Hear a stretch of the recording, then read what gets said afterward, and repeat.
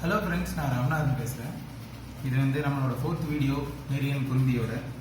இது நான் பர்டிகுலராக ஒரு பர்டிகுலர் ட்ரைனிங் பற்றியெல்லாம் பேச போகிறதில்ல. இந்த video is about how to bond with your puffs. அதாவது எந்த அளவுக்கு நீங்கள் உங்கள் பப்ஸோட இன்ட்ராக்ட் பண்ணீங்கன்னா அவங்க நீங்கள் சொன்னதெல்லாம் கேட்பாங்க. எப்படின்னா நீங்கள் அவங்க கூட நிறைய நேரம் இருந்தீங்கன்னா உங்களை அவங்க புரிஞ்சுக்குவாங்க, அவங்கள நீங்கள் புரிஞ்சுக்க முடியும். இப்போ இவங்க 2 பேர் கூட டெய்லி நைட்டு ஒரு 10 நிமிஷம் நான் இந்த மாதிரி உட்காந்துருப்பேன்.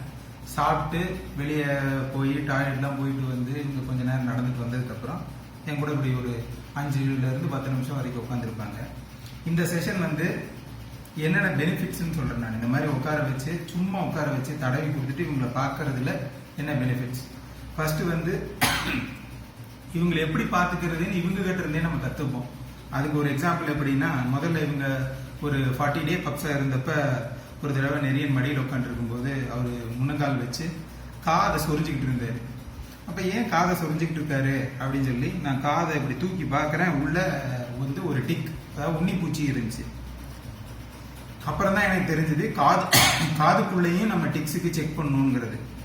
அப்புறம் ஸோ இந்த டைம், இந்த பாண்டிங் டைம் பார்த்தீங்கன்னா இவருங்க 2 பேரும் அப்படியே என்ஜாய் பண்ணுறாங்க, நக்கிட்டு இருக்காங்க கையை. That means they are very happy.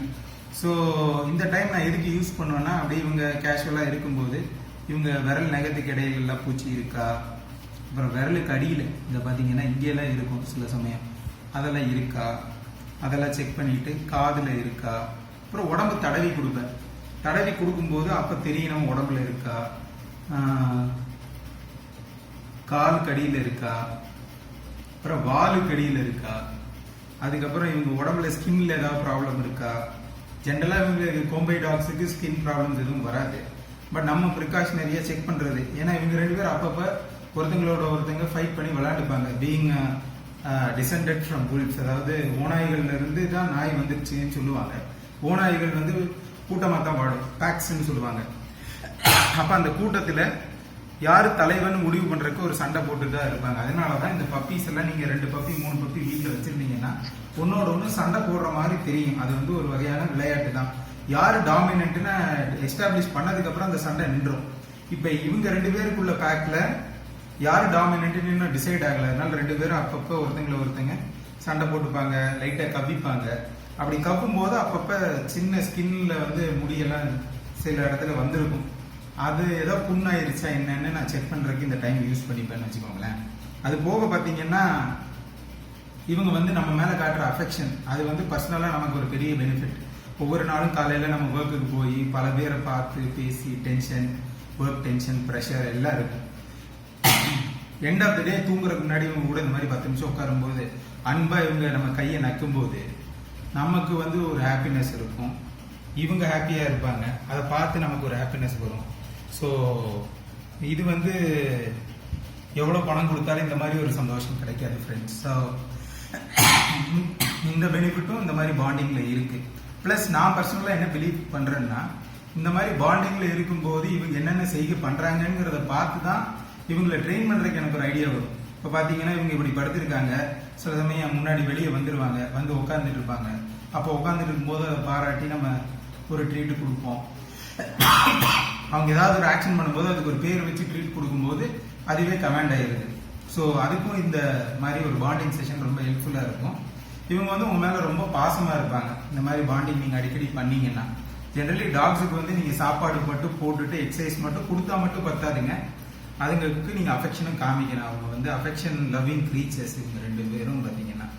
அதே மாதிரி டாக்ஸுக்கு எப்படி பண்ணீங்கன்னா அதுக்கு பிடிக்கும். How can you express affection, அதுக்கு மேல இருக்க அன்பை எப்படி காட்டலாம்னா, ஜென்ரலா நாய் அதிகமா தலையில தடவுனா எங்களுக்கு அவ்வளவா பிடிக்காது.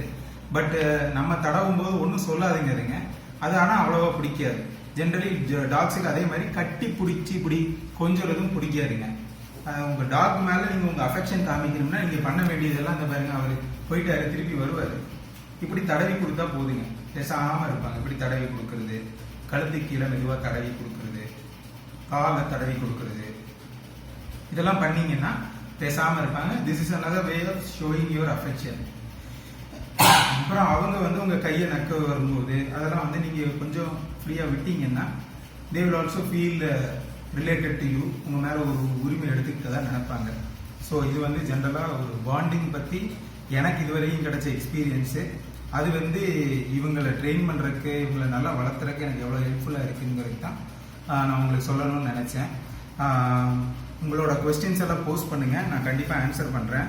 ஒரு ஃப்ரெண்டு கேட்டிருந்தாரு, பப்பி வந்து எப்போ பப்பி வந்து எப்போ குறைக்க ஆரம்பிக்கும், நம்மளை பார்த்து குறைக்குமா, எல்லா நேரமும் குறைக்குமா, இல்லை புதுசாக வந்தால் மட்டும் குறைக்குமா அப்படிங்கிறது. ஜென்ரலாக ஒரு பப்பியாக இருக்கும்போது அதுங்க குறைக்க ஆரம்பிச்சிருக்காதுங்க. ஒரு 30 நாளாக நாங்கள் வாங்கிட்டு வந்தப்போ இதுங்க பெருசாக குறைக்காது. லைட்டாக பூனைக்குட்டி மாதிரி பசிக்கும் போது கத்தும், அவ்வளோதான். இப்போ தான் பார்த்தீங்கன்னா ஒன்று டாமினன்ஸ் எஸ்டாப்ளிஷ் பண்ணும்போது குறைக்கிறது. அப்புறம் நம்மளே கொஞ்சம் நேரம் இவங்களை எக்ஸ்ட்ரா டைம் பிடிச்சி வச்சுருந்தோம், அவங்க போகணும்னு நினைக்கிறாங்க, பிடிச்சி வச்சுருந்தோம்னா ஒரு மிரட்டுறதுக்கு ஒரு குலைக்கிறது. அதுக்கப்புறம் பார்த்தீங்கன்னா ரோட்டில் போகும்போது திடீர்னு யாரையாவது பார்த்து குலைக்கிறது. இப்போ தான் ஆரம்பிச்சிருக்காங்க இவங்க 2 பேரும். ஸோ இந்த பார்க்கிங்கை வந்து எப்படி இவங்க கிட்ட இருந்து வெளியே கொண்டு வர்றதுங்கிறது இப்போ என்னால் கொண்டு வர முடியாதுன்னு நினைக்கிறேன். ஏன்னா இந்த 70 டேஸில் அவங்க வந்து எப்பயாவது தான் பார்க் பண்ணுறாங்க, ரொம்ப அடிக்கடி பார்க் பண்ணுறது கிடையாது. Probably in other 10-15 days they'll start barking regularly. அதை வச்சு நம்ம ட்ரெயின் பண்ணி probably I think we can control their barking also. நம்ம தேவைப்படும் போது இதை குறைக்க வைக்கலாம்னு நினைக்கிறேன். அந்த ட்ரைனிங்கும் நான் ட்ரை பண்ணி அந்த வீடியோஸ் உங்களுக்கு போஸ்ட் பண்ணுறேன். மிச்சபடி வந்து எல்லா நேரமும் குறைக்குமானா, ஜென்ரலாக கோம்பை வளர்த்தவங்க கிட்ட நான் பேசினதுலேருந்து நான் தெரிஞ்சுக்கிட்டது, கோம்பை நாய் வந்து புதுசாக வர்றவங்களை பார்த்து கண்டிப்பாக குலைக்கும். வளர்ந்த கோம்பை வந்து உங்கள் வீட்டில் உங்கள் பழக்கமானவங்களை தவிர வேற யார் வந்தாலும் குலைக்கும். உங்கள் பக்கத்தில் புது ஆள் நின்னா குலைக்கும். இதெல்லாம் நான் கேள்விப்பட்டதுங்க. ஆனால் அனுபவ ரீதியாக இன்னும் பார்க்கல. ஏன்னா இவங்கெல்லாம் இன்னும் சின்ன குழந்தைங்க தான்.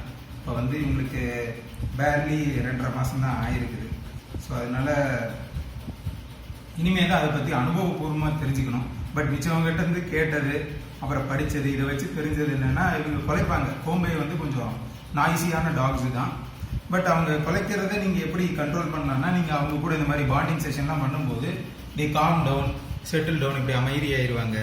உங்கள் மடியிலேயே கொஞ்சம் நேரம் தூங்குவாங்க. அப்படியெல்லாம் இருக்கும்போது கொஞ்சம் they tend to get irritated very less. அதாவது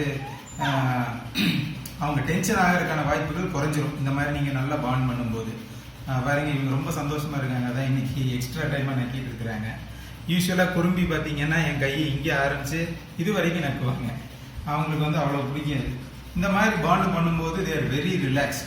இப்போ நான் பர்சனலாக நினைக்கிறது, நம்ம நிறைய பாண்ட் பண்ணோம்னா அவங்க குறைக்கிறது, தனியாக இருந்தால் சும்மா குறைச்சிக்கிட்டே இருந்தாங்கன்னா இப்படி பாண்ட் பண்ணிங்கன்னா குறையும்னு நினைக்கிறேன். ட்ரை பண்ணி பார்த்துட்டு எனக்கு சொல்லுங்கள். நானும் இவங்க வளர வளர எப்படி குறைக்கிறாங்கிறத நான் அப்சர்வ் பண்ணிட்டு நானும் உங்களுக்கு சொல்கிறேன். தேங்க்யூ ஃபார் யுவர் கொஸ்டின் நண்பரே. இந்த மாதிரி கொஸ்டின்ஸும் கண்டிப்பாக கொடுங்க. உங்களுக்கு பிடிச்சிருக்குன்னா லைக் பண்ணுங்கள், ஷேர் பண்ணுங்கள். கோம்பை பப்பீஸை பற்றி விழிப்புணர்வை எல்லாருக்கும் ஏற்படுத்துவோம். கோம்பை டாக்ஸை பற்றி விழிப்புணர்வு ஏற்படுத்துவோம். இந்தியன் பிரீட் டாக்ஸை பற்றி விழிப்புணர்வு ஏற்படுத்துவோம். முடிஞ்ச அளவுக்கு நாட்டு நாய்களை வளர்க்க முயற்சி பண்ணுவோம். தேங்க்யூ ஃபார் வாட்சிங் ஃப்ரெண்ட்ஸ். Good night. கோம்பை எல்லாருக்கும் குட் நைட் விஷ் பண்ணிடு. குட் நைட், பாய்.